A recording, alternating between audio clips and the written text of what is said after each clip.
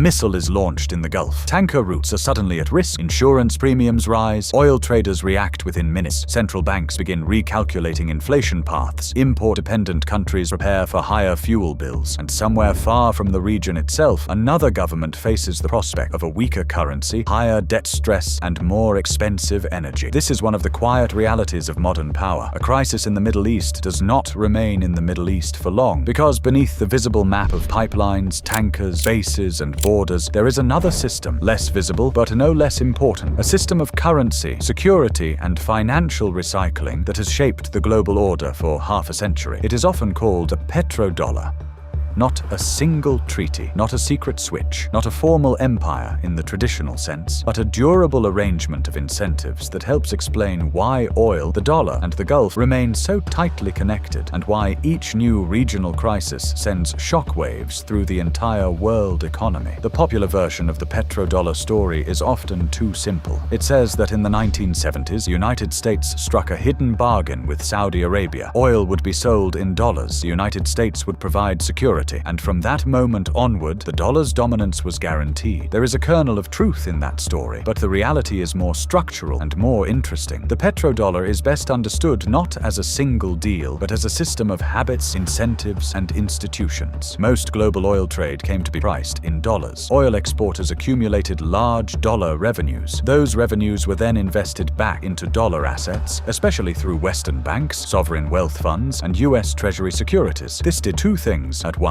It reinforced the dollar's central place in world finance, and it linked the political order of the Gulf to the monetary order of the wider global economy. To understand why that happened, it helps to go back to the moment when the dollar itself became uncertain. After the Second World War, the Bretton Woods system placed the dollar at the center of global finance. The United States promised convertibility into gold at a fixed rate, and the rest of the international monetary system was built around that anchor. For a time, this gave the world a relatively stable framework. Trade expanded. Capital moved under rules. The dollar became the main reserve currency, not just because of American power, but because the system required a central unit of account. Then, in 1971, the United States suspended gold convertibility. This was the Nixon shock. The Bretton Woods system did not disappear all at once, but its core promise was broken. The dollar remained central, yet no longer rested on gold. The question became obvious. If the dollar was no longer anchored to gold, what would anchor confidence in the dollar? 2 years later, the answer began to emerge through oil. The 1973 and 1974 oil shocks sharply increased energy prices. OPEC exporters suddenly accumulated enormous surpluses. Oil importing countries faced deep deficits. The world economy was under pressure, and a new financial pattern began to take shape. Major oil exporters, especially in the Gulf, were earning vast amounts of revenue in dollars. Those dollars did not simply remain idle. They flowed back into Western financial markets. Banks took deposits and relent them. Governments issued debt and absorbed them. Financial centers expanded their role as intermediaries between oil wealth and global capital needs. This process came to be known as petrodollar recycling. It was not merely a technical mechanism, it was a new architecture. The United States gained sustained demand for its currency and debt. Oil exporters gained a deep and liquid place to store and grow their surpluses. Western banks gained deposits and lending power, and the wider system gained a way to absorb the shock of high oil prices without immediate monetary breakdown. But that stability came with consequences. From the mid-1970s into the early 1980s, oil exporters accumulated very large current account surpluses. Much of this wealth accrued to Gulf Arab states and Libya. The surpluses then moved into dollar assets and Western institutions. At first, this looked like a solution. If oil importers were paying more for energy and oil exporters were depositing those dollars into the global financial system, then the money could be recycled back to deficit countries through loans and investment. In the short run, this reduced the risk of an immediate balance of payments crisis. In the longer run, it shifted the burden elsewhere. Western banks, flush with recycled petrodollars, lent aggressively to developing countries. Many borrowers took on obligations they could not easily sustain, especially once interest rates rose and global conditions tightened. By the 1980s, debt crises in parts of Latin America and elsewhere revealed the darker side of the system. The petrodollar had not simply stabilized the world economy, it had redistributed distributed risk through the banking system and into the balance sheets of weaker states. So what exactly was the petrodollar doing? Was it making the United States richer? Yes, in important ways. Was it helping oil exporters preserve wealth and expand influence? Also yes. Was it cushioning the global economy from oil shocks? Again, yes. But at the same time, it was creating new asymmetries, new dependencies, new channels through which crises in one region could become debt problems, inflation problems, and financial problems somewhere else. This is where the petrodollar becomes less a story about oil alone and more a story about power. By the 1990s and 2000s, the petrodollar was no longer just a post-shock improvisation. It had become part of a wider structure. The dollar remained the main reserve currency. US capital markets remained the deepest and most liquid in the world. Gulf sovereign wealth funds became major global investors. US security partnerships with key Gulf producers deepened. Arms sales, military presence, and defense cooperation became part of the same ecosystem that protected production, shipping routes, and investor confidence. This is one of the most important points in the entire story. The petrodollar is not only about how oil is priced, it is about the interaction between monetary power, financial intermediation, and security guarantees. Oil priced in dollars reinforces the need for dollar liquidity. Large exporter surpluses reinforce demand for dollar assets. Deep US markets make those assets attractive, and US strategic presence in the Gulf reduces the perceived risk of keeping the system centered on those arrangements. In other words, the architecture sustains itself. The United States benefits because global demand for dollars and treasuries helps support lower borrowing costs and expands the reach of American sanctions and finance. Major producers benefit because they receive security backing. If you value calm, in-depth explanations like this,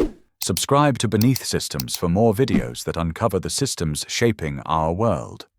Access to advanced markets and technology, and a trusted destination for surplus capital. Importers benefit from transaction efficiency because a common currency reduces friction in global energy trade. But all three also become tied to the same system, which means all three become vulnerable to the same shocks. A second major wave arrived in the 2000s. From around 2005 to 2014, high oil prices generated another large accumulation of surpluses in the Gulf. Sovereign wealth funds expanded, reserve holdings increased, capital from oil exporters moved into US and European assets on a large scale. This period is revealing because it shows that the petrodollar was not a relic of the 1970s. It remained active inside a more financialized global economy. Oil wealth no longer moved only through traditional bank lending. It moved through portfolio investment, sovereign funds, recapitalization strategies, and global asset allocation. After the financial crisis of 2008, Gulf investors helped recapitalize major Western institutions. This reversed the usual mental picture. The West was not simply financing the oil exporters. Oil exporters were also financing parts of the West. That is one reason the petrodollar is often misunderstood. It is not a one-way extraction system. It is a circulatory system, but one in which some actors set the terms, some absorb more risk, and some enjoy greater strategic flexibility than others. This is also where many simplified arguments break down. One claim is that the petrodollar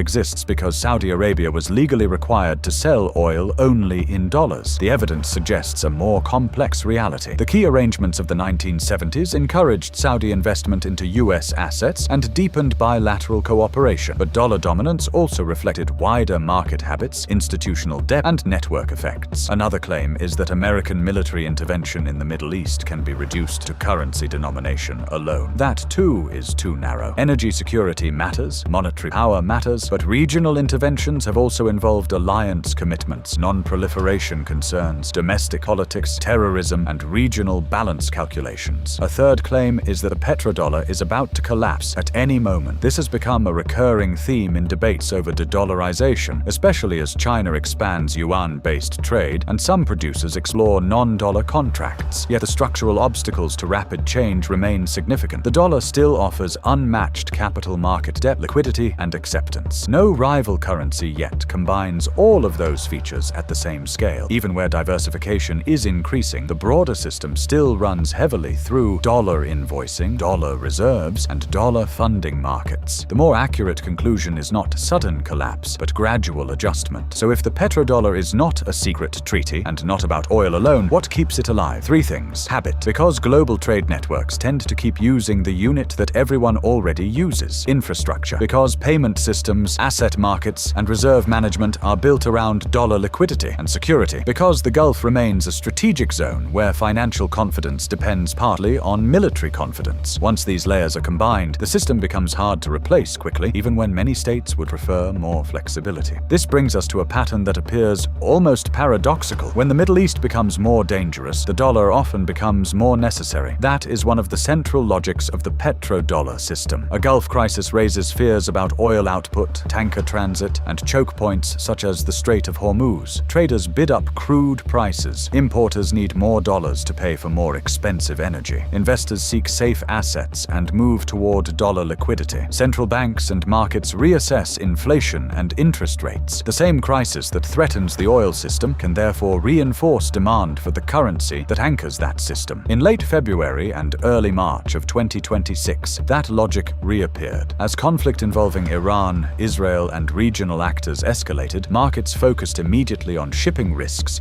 and possible disruption in the Gulf. Brent crude moved sharply higher into the $80 to $90 range. Forecasts warned that a prolonged disruption in the Strait of Hormuz could push prices above $100. At the same time, safe haven demand strengthened the dollar. This is sometimes described in market language as the war petrodollar trade. The term is informal, but the pattern is real. War risk pushes up both oil and dollar demand. The region that sits at the center of the petrodollar system generates crises that often reinforce the system's monetary core. This does not mean conflict is good for stability. It is not. It means the global financial structure is built in such a way that danger in the Gulf transmits through energy prices and into stronger demand for dollar liquidity, and that has worldwide consequences. For the United States, it can reinforce monetary privilege and strategic reach, even while increasing inflation risks and geopolitical burdens. For Gulf producers, it can raise revenues while also increasing the physical and political risk around the very infrastructure that produces those revenues. For energy importing countries, especially poorer ones, it can be punishing. Higher oil prices and a stronger dollar are a difficult combination. Fuel becomes more expensive, debt servicing becomes harder, external financing grows tighter. A regional war becomes a macroeconomic problem. Seen over the long term, several patterns repeat. First, oil shocks often become liquidity shocks. High energy prices do not only affect transport and industry, they reshape capital flows, debt burdens, and reserve behavior across the international system. Second, petrodollar recycling smooths adjustment for some countries while intensifying vulnerability for others. Advanced economies with deep capital access can absorb shocks more easily. Weaker importers often face the harsher side of the adjustment. Third, conflict in the Gulf tends to strengthen rather than suspend dollar centrality. This is counterintuitive, but it has happened repeatedly. When oil risk rises, so does the practical need for dollar liquidity. Fourth, the petrodollar is sustained by more than oil itself. It depends on trust in U.S. markets, confidence in legal and financial infrastructure, the strategic posture of the United States in the Gulf, the reserve preferences of major producers, and the absence of a fully comparable alternative. Fifth, change is possible, but likely to be uneven. Energy transition, diversified reserve strategies, new payment systems, and shifting alliances may gradually reduce some aspects of petrodollar centrality, but network systems of this scale rarely disappear suddenly. They evolve, fragment at the margins, and rebalance over time. The petrodollar is often described in dramatic terms, either as a grand conspiracy or as a collapsing relic. Neither view is especially useful. It is better understood as an invisible architecture, a structure built from repeated choices about how oil would be priced, where surplus wealth would be stored, which financial markets would intermediate it, and which military relationships would protect the broader order. That architecture emerged from the uncertainties of the 1970s, but it still shapes the present. It shapes how exporters invest, how importers suffer, how central banks respond, how wars in the Gulf become inflation everywhere else, and how the dollar remains embedded not just in finance, but in the strategic geography of energy. This is why a confrontation near the Strait of Hormuz can affect household budgets in distant countries, why a rise in Brent crude can feed directly into debt stress, monetary tightening, and political instability far beyond the battlefield, why every new Middle Eastern crisis is also a test of the global monetary system. The petrodollar did not create every conflict in the region, but it helps explain why those conflicts matter so much to the rest of the world. Because beneath the visible drama of war and diplomacy lies a deeper structure, one built from oil, money, and power, one that has lasted longer than many expected, and one that still channels the shockwaves of each new crisis through the arteries of the global economy. If this video gave you a clearer way to understand the world beneath the surface,